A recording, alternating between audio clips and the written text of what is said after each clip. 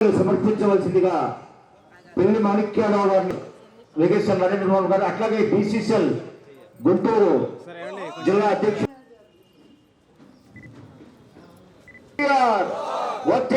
నారా చంద్రబాబు నాయుడు గారు వైసీపీ ప్రభుత్వాన్ని గద్దెదించడానికి మనందరం ఎలా నడుము బిగించాలి అనే కార్యక్రమంలో భాగంగా మనందరికీ ఒక అన్న స్థానం, తెలుగుదేశం పార్టీకి ఒక తండ్రి స్థానంలో ఉండి ఈరోజు పార్టీని నడిపిస్తూ ఇంత వయసులో కూడా అహర్నిశలు కష్టపడే దూరదృష్టి, నిజాయితీ, కష్టపడటం ఏంటో తెలిసిన మన నాయకుడు, తెలుగుదేశం పార్టీ గౌరవ అధ్యక్షులు నారా చంద్రబాబు నాయుడు గారు మన పక్కనే 40 కిలోమీటర్ల దూరం ఉన్న ఇంకొల్లులో రేపు 17వ తారీఖు సభకు రావటం, ఆ సభకి 1,50,000 60,000 మందికి వచ్చే దిశగా 7 నియోజకవర్గాల నుంచి రాష్ట్ర స్థాయిలో అచ్చెన్నాయుడు గారు ఏ మండలం, ఏ నియోజకవర్గం, ఏ టౌన్లో ఎంతమంది వస్తారు, ఎన్ని మోటార్ సైకిళ్ళు వస్తారు అనే విధంగా ఒక ప్లానింగ్, పార్టీ కమిటీ,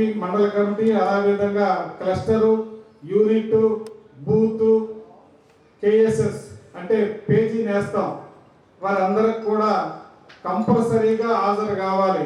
కింద ఉన్నటువంటి కుటుంబ సాధికారత రథసారథులతో పాటుగా ప్రజల్లో ఉన్న కార్యకర్తలందరినీ కూడా మనమంతా తీసుకెళ్లాల్సిన బాధ్యత ఉంది. టీడీపీ కానీ ఇది జనసేన కానీ అందరూ కూడా కలిసికట్టుగా పనిచేసుకొని ఇక్కడ మన ఉమ్మడి అభ్యర్థిని గెలిపించుకోవాలి.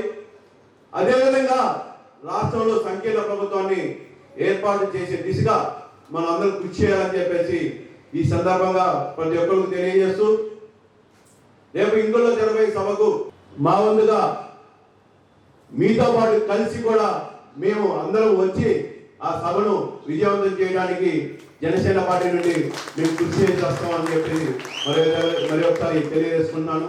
వర్మ గారే ఇక్కడ అభ్యర్థి, ఖచ్చితంగా గెలిచేటువంటి అభ్యర్థి కూడా ఈ సందర్భంగా నేను తెలియజేస్తా ఉన్నాను. ఎందుకంటే ఒకప్పుడు ఉండేది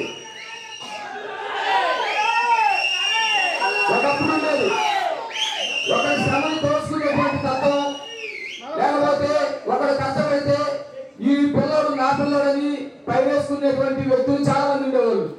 ఇప్పుడు అలాంటి వాళ్ళు ఎవరు లేరు. ఎందుకంటే జగన్మోహన్ రెడ్డి లాంటి ఒక విషపురుగుని, ఒక సైకోని ఎదిరించి పోరాడుతున్నటువంటి వాళ్ళు ఇక్కడ ఉండగా ఇంకొకరు వస్తే ఇక్కడ ఉన్నటువంటి కార్యకర్తలు కూడా ఊరుకునేటువంటి పరిస్థితి ఉండదు. వేలాది మందిగా అక్కడ వాళ్ళు